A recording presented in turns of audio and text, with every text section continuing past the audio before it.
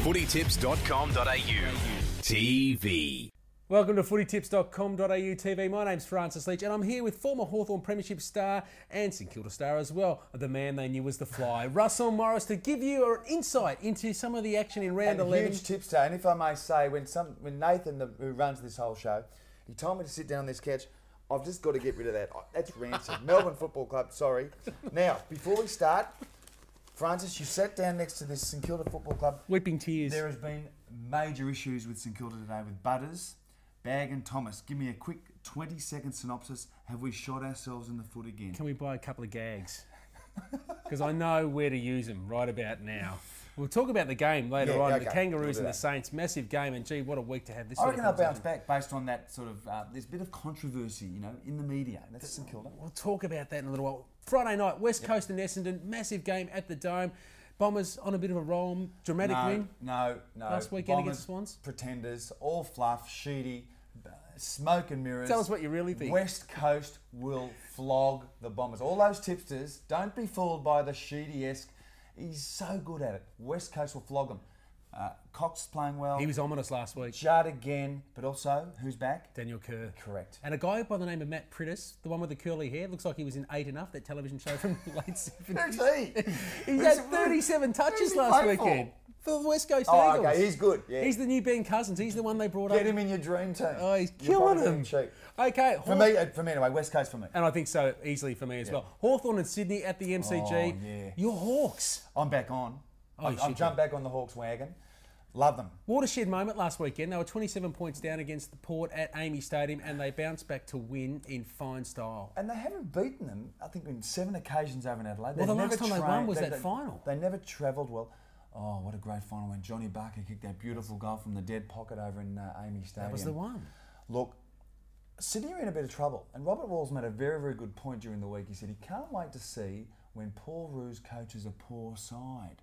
And Sydney may be in a bit of trouble. So I reckon, where is it at? That's at the G on Saturday. I'm going Hawthorn, and I'm going Hawthorn by maybe within 2 kicks. That's what I've got too. And it'll be interesting to see if Campbell Brown, who's been playing on taller attackers in recent time, gets the job on Barry Hall. That's a matchup that a lot of people would love to see. Now, what about the Gabba, the Acker show? And Lee Matthews suggested that they wanted to try and cut all the Ackermanis hype out of it. Look, it's going to be there. I wouldn't be surprised if Jonathan Brown tried to knock him out. And he probably deserves it. But Acker's a champion, and the type of guy that actually mouths off and then follows up with his actions, you've got to admire him. But I'm looking forward, if the Dogs do win, that he they're pulls out the struggling. handstand, the Acker handstand at the Gabba in the red, white and blue. Look, I reckon Rocket Eade has got a few problems down there with regard to maybe a few egos and a few players that maybe got ahead of themselves a bit at Western Bulldogs. And we're talking about Luke Darcy not playing. And that's a big act. If Eade stands by his word and drops Darcy, well, I reckon the Bulldogs might bounce back. I think they will too. I think a couple of players have been put on notice and they need to respond this week. And the Lions are in a bit of a trough. They got that draw against Richmond last weekend. Prior to that, they've been beaten a couple in a row and their younger players are starting to feel the pinch. So And the they Bulldogs travel for well. me. Yeah, Bulldogs as well. Yeah, Bulldogs. Okay, Port Adelaide take on Carlton. This is another great game. Well, hang on. I wouldn't call it a great game. Well, both teams had this, are at different stages. The Blues had a great win last weekend. Port started the season fantastically I well. hate Carlton. You can't call a great game with Carlton playing. A lot of Carlton supporters They're around. out there Look, I watching. apologise for the Carlton supporters, I know, but it's just a natural thing. Everyone hates Carlton. But Port have been in a bit of a They're slump. struggling. They are really struggling. And it will be determined by how the players at Carlton deal with that win last week, because sometimes the euphoria from a week before can deliver a letdown the week after. So how Pagan manages that during the week on the training track will determine the result. But that's at the Telstra Dome, hometown crowd, 40-odd thousand, or go out on a limb. I reckon Port will wipe them. I think Port will win, and I think the reason why is the Burgoynes have had a couple of down weeks and they won't have too many more. And Treadray, big game for Ron Treadray, who's really been struggling. Like Luke Darcy, coming back from a knee reconstruction, this is one for him. Chad Corns, Kane Corns, they don't go too many games without racking up the possessions. What about the Cats and the Crows at Amy Stadium? Are Geelong the informed team of the comp? Yeah, they're good. Look, I know. Look, if St Kilda had kicked straight, Rewald missed one out. He should have kicked goals, and we'll talk about that in a second. But look, I don't know about Adelaide. Amy Stadium, it's a bit of a bogey ground for Geelong. They've lost finals there. But they won there a couple of weeks ago against Port. So, but Port weren't playing well, and Adelaide are a totally different unit.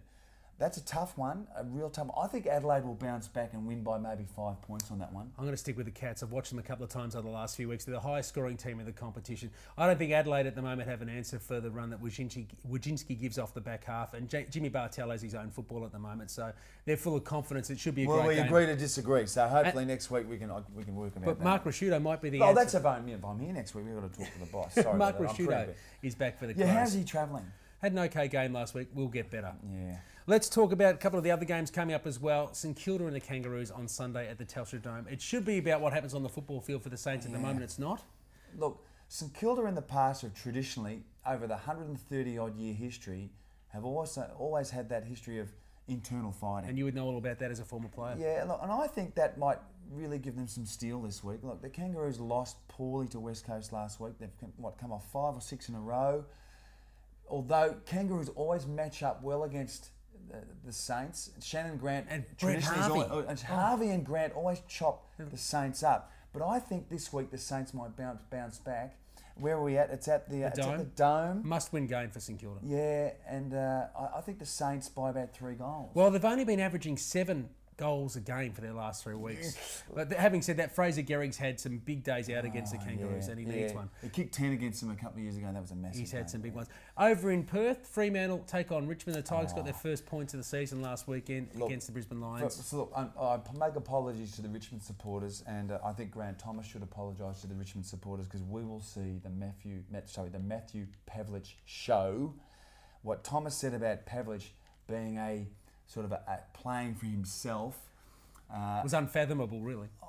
I can't understand it.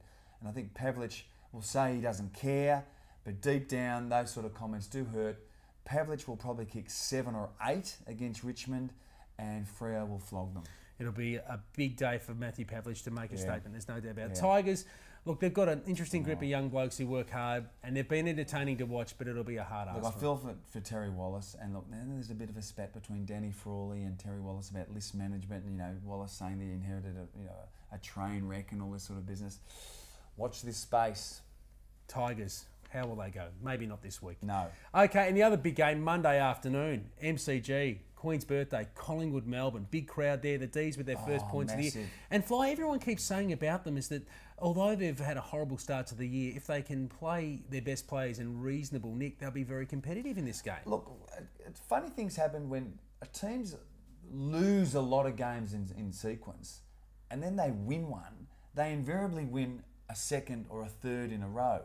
And look, it will be determined at the selection table whether Melbourne have got a full complement of fit players. That will be a very, very big point. And I'm going Melbourne. I think Melbourne will just surprise Collingwood. The hype, Collingwood players may get ahead of themselves. I'm not too sure. I know Malthouse is not the type of coach that will allow that.